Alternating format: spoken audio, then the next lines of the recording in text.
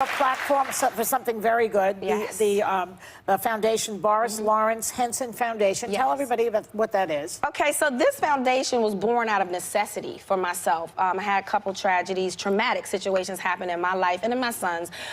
His father was murdered when he was 9, and then my father died 2 years after that. So my son shut down, and I was kind of numb, and we needed someone to talk to.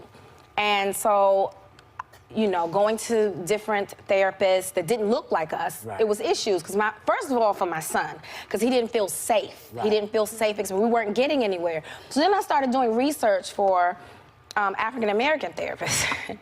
It was so hard. It was hard. It was like looking for a unicorn. Yeah. So I called my best friend, Tracy Jenkins, who is the executive director of my foundation, and I expressed my frustration.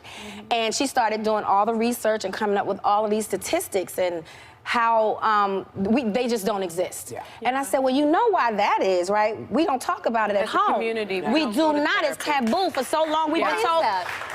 Because in our community, well, first of all, we don't have anybody to talk to that look like us. So there's trust issues. We've been misdiagnosed over and over again. And with all the hardships, you be talking all the time. Well, and not only that, it's not even that the person, the color of the skin, is are you culturally competent? Do you understand my struggle? You know, so that was the issue. And I was like, wow, you know, for so long we've been told to pray it away.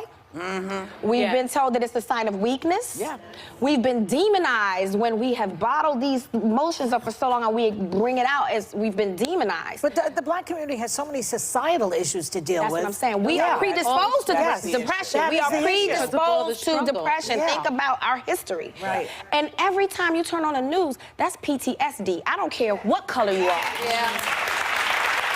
So out of necessity, I was like, people are walking around wounded, they're hurt, and they're trying to pray away these mental illness, and it's not gonna work. No, it's not. Prayer works, it is good, but when you're talking about a mental issue, you need a little more help. You need a professional. Doesn't God always say God helps those who help themselves? Absolutely. So you can't sit home and pray for the turkey. He's not gonna knock on the door. You gotta go out and hunt and get you some food, you know?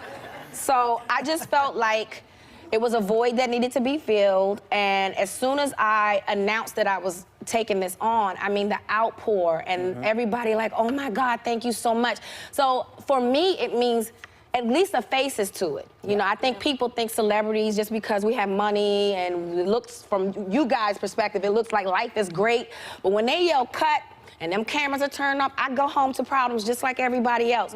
So I wanted to put a face to it. Hey, how you doing? I have issues that need to be worked out, and it's okay to talk about it. First of all, we gotta talk about it. We have to have an open dialogue.